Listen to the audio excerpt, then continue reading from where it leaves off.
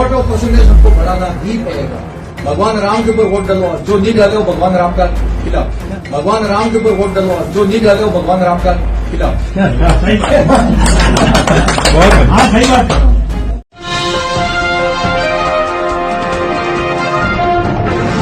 साथियों नमस्कार, मैं हूं नीरज पटेल और आप देख रहे हैं नेशनल जनमत। भक्तों के प्रभु मोदी जी द्वारा अयोध्या के जिस मंदिर की ग्रांड ओपनिंग की गई थी उसको बीजेपी और आरएसएस द्वारा राष्ट्र मंदिर कहा गया था।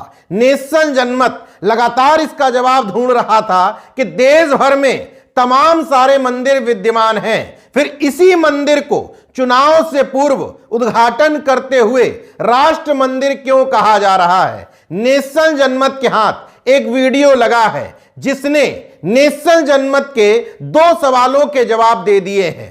पहला, ये मंदिर राष्ट्र मंदिर क्यों है। दूसरा सवाल कि विपक्षी दलों के तमाम सारे नेताओं ने अपनी अंतरात्मा पर ठीकरा फोड़ते हुए कहा था कि हमें राम से नहीं मिलने दिया जा रहा है, इसलिए हम अपनी पार्टी छोड़ करके बीजेपी में शामिल हो रहे हैं। वो कौन सी अंतरात्मा की आवाज थी, उसका भी उत्तर मिल गया।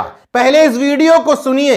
इस वीडियो में इन दोनों सवालों के जवाब छुपे हुए हैं। वोट ऑफ परसेंटेज हमको बढ़ाना ही पड़ेगा और शहर के अंदर तो भगवान राम के ऊपर वोट डलवाओ, जो नहीं डाले वो भगवान राम का खिलाफ।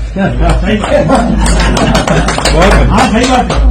इस वीडियो में बीजेपी का पट्टा गले में डाले हुए बीजेपी कार्यालय के अंदर बैठे हुए शख्स का नाम है महेंद्रजीत मालवी।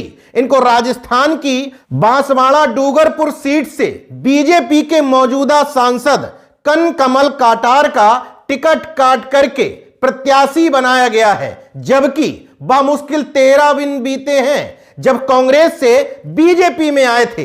40 साल तक कांग्रेस में रहे, लेकिन इनकी अंतरात्मा जाग गई थी क्योंकि कांग्रेस के लोगों ने तथाकथित रूप से इनको राम से मिलने से रोक दिया था। खैर, जब कांग्रेस छोड़ करके बीजेपी में शामिल हुए तो बीजेपी ऑफिस भी पहुंचे, वहीं पर बैठ करके कह रहे हैं हमें वोटिंग परसेंटेज बढ़ाना है, राम के नाम पर वोट डलवाने हैं, लोगों को समझाओ, जो वोट ना डाले वो राम का द्रोही है। वोट ऑफ परसेंटेज हमको बढ़ाना ही पड़ेगा और शहर के अंदर तो भगवान राम के ऊपर वोट डलवाओ, जो नहीं डाले वो भगवान राम का खिलाफ। सही बात। इस वीडियो में उत्तर मिल गया आपको कि वो राष्ट्र मंदिर क्यों है। दरअसल पूरे राष्ट्र में इन राम और इनकी आस्था के नाम पर वोट बैंक की सौदेबाजी करनी है, इसलिए वो राष्ट्र मंदिर है। इसलिए बीजेपी शासित सरकारों से कहा गया कि अपने अपने राज्यों से विधायक सांसद भी भेजो और अंधभक्त भी भेजो, क्योंकि इसी राष्ट्र मंदिर के सहारे पूरे राष्ट्र के अंधभक्तों को राम के नाम पर मूर्ख बनाना है। एक सवाल का जवाब। दूसरा, अंतरात्मा जाग गई थी। अंतरात्मा यही कह रही थी कि इन्हीं राम के नाम पर वोट मांगने हैं, इसलिए जिस पार्टी में हो वहां से गद्दारी करके इस पार्टी में हो लो, यहां पर राम के नाम पर आसानी से वोट मांगे जा सकते हैं। जिस नाजुक भावना गैंग को मेरी बात से तकलीफ हो वो जाकर के महेंद्रजीत मालवी से पूछे कि आखिर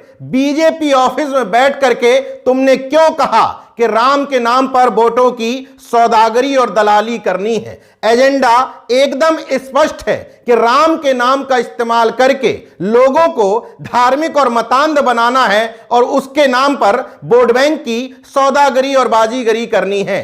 बीजेपी का शीर्ष नेतृत्व भले ही सीधे सीधे बात ना बोलता हो, अब बीजेपी के प्रत्याशी ने यह बात साबित कर दी कि हां, बीजेपी ने जो मेगा इवेंट किया था, तमाम धर्माचार्यों शंकराचार्यों को साइड और ताक में रख करके उसका एक ही मात्र एजेंडा था 2024 से पहले राम के नाम का इस्तेमाल करके धर्मांध लोगों को वोट बैंक के जाल में उलझाना।